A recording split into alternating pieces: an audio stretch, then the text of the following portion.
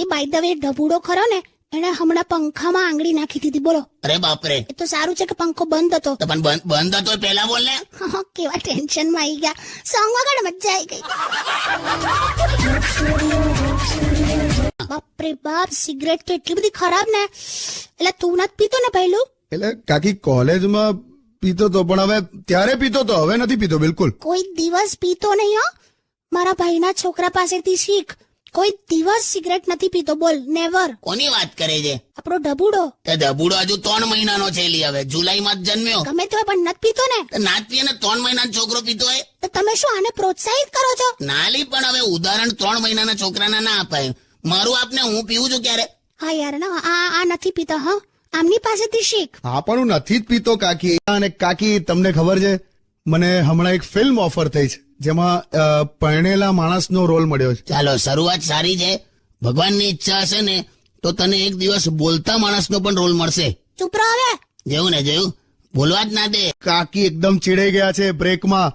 શું થયું તું કાકી? અરે યાર, આમના બધા ભાઈબંધો છે ને, એ રજાઓ હોય ને એટલે બસ મારા ઘરે જ બેઠા હોય આખો દિવસ. ઘર ખોલું એટલે બસ એમના ભાઈબંધ.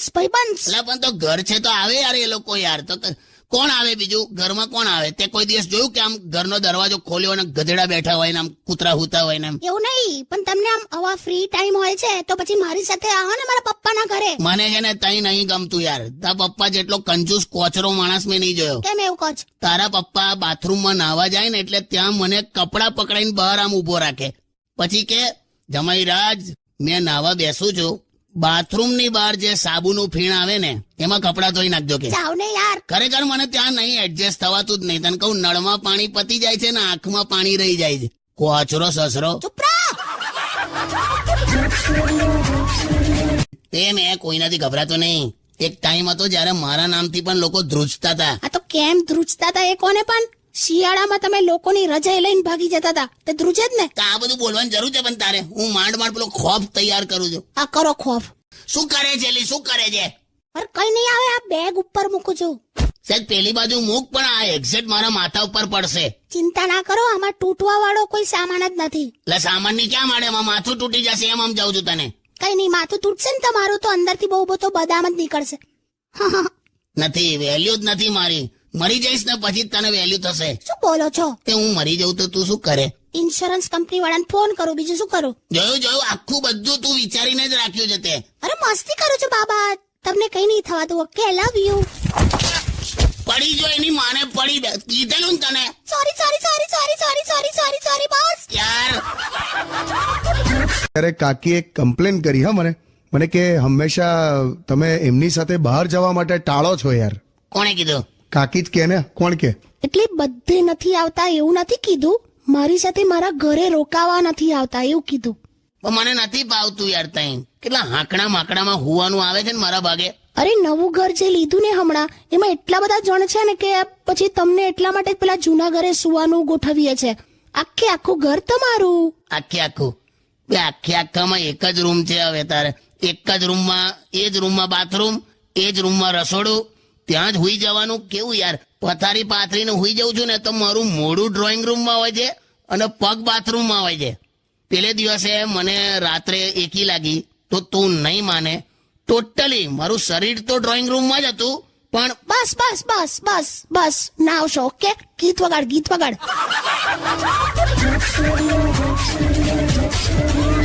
સવારમાં ઉકાળેલું પાણી પીવો ને તો કોઈ પ્રોબ્લેમ ના આવે. અલા, હું 40 વર્ષથી સવારે ઉકાળેલું પાણી જ પીવું છું. શું ગપ્પા મારો છો તમે? ક્યાં ગરમ પાણી પીવો છો? પીવું જ છું. એ તો તું એને ચા કે છે. ચૂપ રહો ને. જો બાજુલા, તારા ગળા માટે મારે કંઈક લાવવું પડશે. હા, એ જ ને, હું તો ક્યારની પેલા નેકલેસ વિશે વાત કરું છું કે મને અપાવો. બે ગળા માટે એટલે ખાંસી નું કહું છું, નેકલેસ નહીં. જોયા લુચ્ચી. સોંગ વગાડ. કાકી ઉભા થઈ ગયા. શું થયું? કઈ નહીં, આ તો આમ જ પગ છૂટા કરું છું. પગ છૂટા કરું છે એટલે તું કઈ ફોલ્ડિંગ આઈટમ છે? અરે પગ છૂટા કરું છું એ વાક્ય છે. હવે રિલેક્સ થવું છું એમ. સાંભળો, હવે એ તમને ખબર છે આપણે મુકુંદ દાદા ખરા ને? હા, જીવ્યા જ કરે છે. વોટિંગ હું કર્યું બોલ હમણાં આ વખતે? બોલ, હજુ 5 વર્ષ એનો અર્થ કે જીવશે, સરકારનું કામકાજ જોઈને જશે. લિમિટ હોય યાર, માણસની જીવવાની લિમિટ હોય. દશરથના રથનું પૈડું નીકળી ગયેલું ને ત્યારે એમણે અને કૈકેયીએ ગોઠવેલું. કાકા કશું બી તો કશું બી બોલ. ટૂંકમાં તમને માર પડ્યો તો જવાનીમાં એમ ને? માર પડ્યો નતો એટલે એક જ વાર મારેલો લી હવે. બાકી તું ખબર નહીં, મેં આમ બજારમાં આંટો મારવા નીકળું ને તો બજાર બંધ થઈ જાય. પણ એ તો હવે રવિવારે આંટા મારો તેવું જ હોય. એટલે તું સેજ તો વેલ્યુ રાખ. તમે મારી વેલ્યુ રાખો તો પછી હું તમારી રાખીશ. તને ખબર છે, એકવાર જુઠ્ઠું બોલો ને એટલે જીવનની 5 મિનિટ ઓછી થઈ જાય, અને એકવાર આમ તમે હસો ને તો જીવનની 10 મિનિટ વધી જાય. એટલે હસતા હસતા જુઠ્ઠું બોલી નાખો ને તો 5 મિનિટનો તો ફાયદો થાય. એટલા કાકા એ સાંભળો ને, આ હસબન્ડ અડધી રાત્રે પલંગ પરથી ઊભા થઈને ક્યાં જતા હશે? પાણી પીવા? ના બાથરૂમ જવા? ના, ઘેર જવા.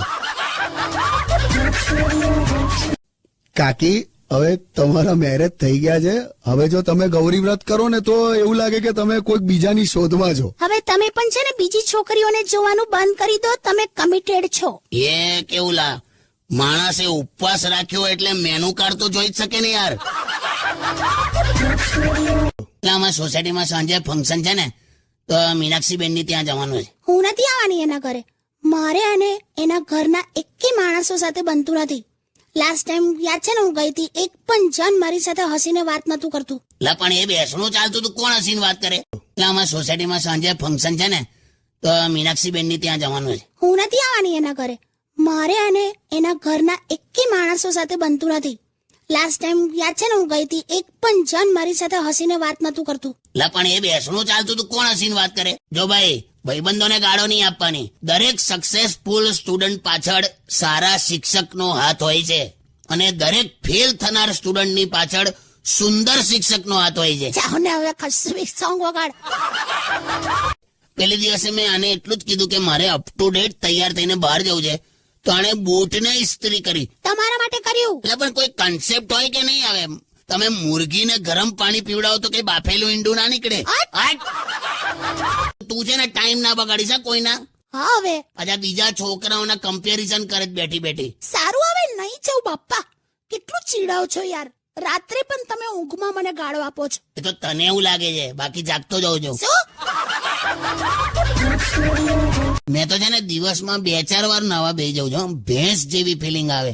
અને તને હું કહું છું, શું? તું છે ને સહેજ વ્યવસ્થિત નાવાનું રાખ. તારા વાળમાં કાટ લાગી ગયો છે. કાટ નથી આવે, એ તો શેડ આપ્યો છે, એવો હાઇલાઇટ કરાયા છે વાળ.